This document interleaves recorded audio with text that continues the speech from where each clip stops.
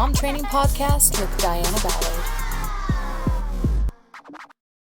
So the next 2 weeks, we're going to focus on relationships and communication, specifically with our spouse. So this week, we're going to discuss something that I have been practicing lately that has brought me so much peace and connected me so much with my spouse. And then next week, we'll talk about what my expert mom, Bev, shared. But I felt like what I have been practicing is so important and is what you needed more right now than what I'm going to teach you about what Bev taught. So yeah, this is something that I've been practicing lately that has brought me so much joy in my relationship and helped me get over things that maybe, I don't feel are perfect or that, I want to see different in my marriage, right? Whether it's just tiny, tiny little things, but those tiny little things add up, you guys. If we don't fix the tiny little things that bug us, if we don't fix the tiny little, snippets at each other, the little grudges that start happening because someone was tired and they said something they shouldn't, if we don't fix those little things, if we don't, address each little, thing that happens, you're like, Diana, I don't have time to address every little thing. Okay, maybe not like every little thing, but when grudges and stuff start to grow and you're like, man, why did that make me so mad? Like, that wasn't that big a deal what you said right now, but man, I am ticked at you, right? And I don't want anything to do with you right now. And obviously it doesn't last forever, but there are moments when you're like, I am so mad and I don't know why. And it's because grudges have grown. So that's what we're going to talk about today, about bonding with our husband and connecting with him more through this tip that I'm going to share with you. So the first thing we're going to cover today is a reminder that men and women are so different from each other. We think different. We have different motives. We're wired different. We physically have different hormones that drive us for different things. We have ups and downs. We're emotional as women. Men are usually more logical. And it's hard sometimes to not want to try to change somebody that's so different than us. But we really need to focus on accepting, one, who we are and that we're different and not trying to be like the other person in our home that we live with, but also accepting and loving our spouse, our opposite, that thinks differently, eats differently, wants to do different activities. Maybe you and your husband are a lot alike, but me and my husband are complete opposite in personality, in the way that we think, in the way that we do things. Luckily, we have a good handful of things in common, like hard work. We're financially on the same page. We like adventure and travel. There's things that, we have in common, and I'm sure you have the same thing with your husband. You have things that you are very, very different in and can complement each other if you let it. And then things that, you get along, and that's why you're married, and that's why, you continue to work on things.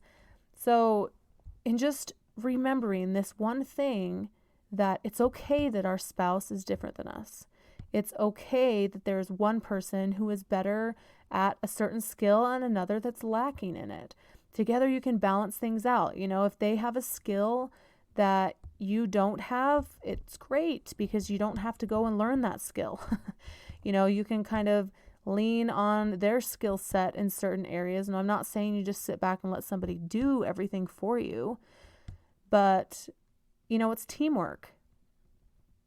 So maybe one person is good at sales and they should probably be the one that's talking to the car dealerships or, talking to the insurance agents or, not saying that the other person can't learn sales in the process, but, there might be times when one person should really handle something or one person's super organized. And so maybe they're the ones over the finances or making sure all the bills are paid and, just being able to balance out each other in our different skill sets is a gift.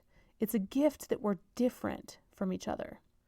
It's a gift that we have different skill sets and can help each other out.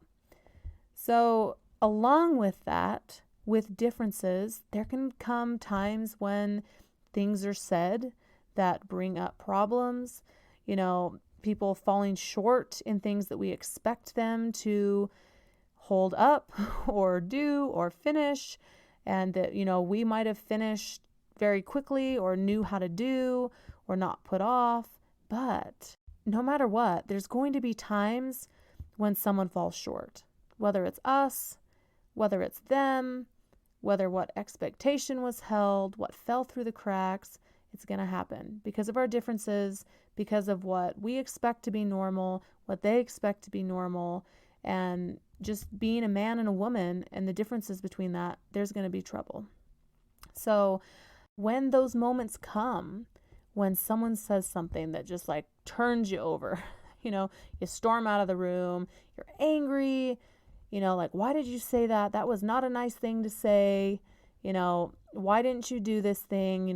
This fell short. We lost this much money. This thing didn't get done. We looked really bad because this was, there could be, a ton of different things of why there might be tension between you two. And being able to forgive each other. And we're just going to talk about us right now. We need to forgive our husbands for their downfalls, their mistakes, where they fall short. And not only is it going to benefit us to forgive them and let things go, but it also gives us grace too, because there's times when we suck at stuff and we fail and we fall flat on our face and we're emotional and we're angry, going through that time of the month, and you're like, ah. There's times when we suck too. There's times when we need to be forgiven and not have grudges held against us, because we all are human. We all are going to make mistakes. We're all going to fall short. We're all going to forget something. We're all not going to measure up to somebody's expectations. So I'm going to give you an assignment. I'm going to give you something to think about. I want you to think about what you are holding on to with your husband. Like, what are you angry about with him? And you're like, oh, I've worked through everything. I feel good. I've thought that many, many times, but I find things all the time when stuff happens and I'm like, why am I so angry at you? Like, what happened in this moment right now? Because you said this and it wasn't that big of a deal, but like, it just, I don't know, like hit a core of that I'm angry about something. And then I have to like track back to, oh, okay, that's probably why I'm upset. And we're going to find that all the time. We're going to have, because we're humans living in the same household, and we get sleep deprived sometimes. We, struggle with, different things, and then we say things we're not proud of and forget things, don't do things, whatever. So I want you to think about, where am I holding a grudge against my husband? Where am I angry at him? And is it an expectation that I'm holding up for him? Is it an expectation that I have for him? Or, is it something that I need to let go and forgive him for? And by doing that, man, freedom comes. Like, being able to let go of things, not be holding on to a million things with our husbands, is one of the most freeing things. And, that is connected to your love life, your sex life.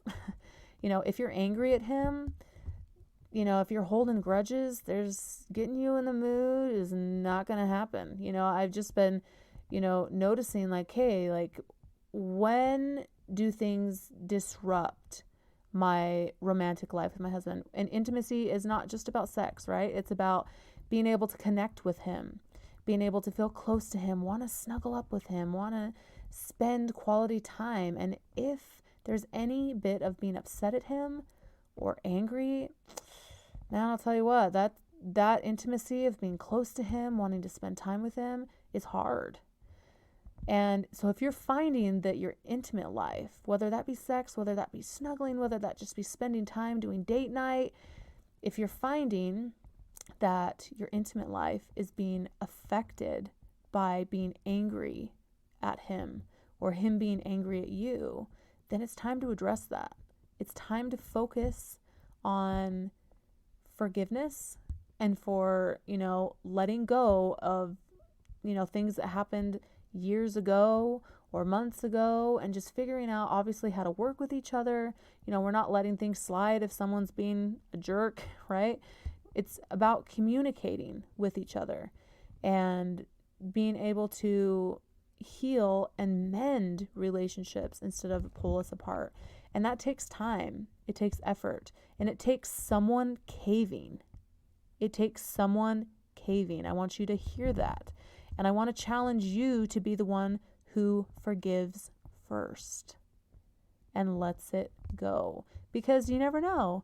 If you, have a good conversation and, work really hard to forgive them, then it might open up a door on their side to let go of some things with you and connect with you and bond with you. Because that's really what we want. We want a relationship that's bonding. We want a relationship that feels good. We want a relationship that we can count on and trust. So this week, I really want you to focus on thinking about what you need to heal from, forgive, and let go with your husband, because it's worth it. It's worth the effort to look at those things, think about it, and be like, okay, this is where I need to change, or this is where I need to ask for forgiveness.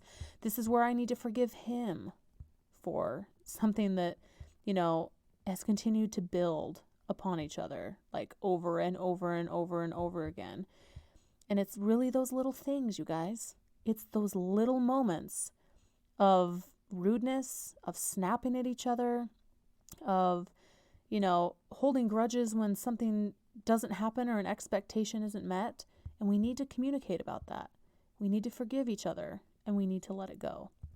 So I hope this is helpful for you. I hope you can, spend some time talking with your spouse, gain some more intimacy back in your relationship of, feeling connected, spending time, maybe making a little more love because you feel more connected with them, being close to them, because that's what matters. We want that bonded, lovely, fun, strong relationship.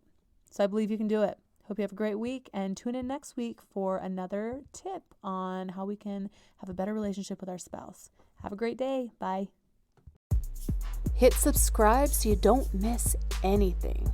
You can hit me up on social media at Diana Ballard Live or on my website at dianaballard.com. See you next week.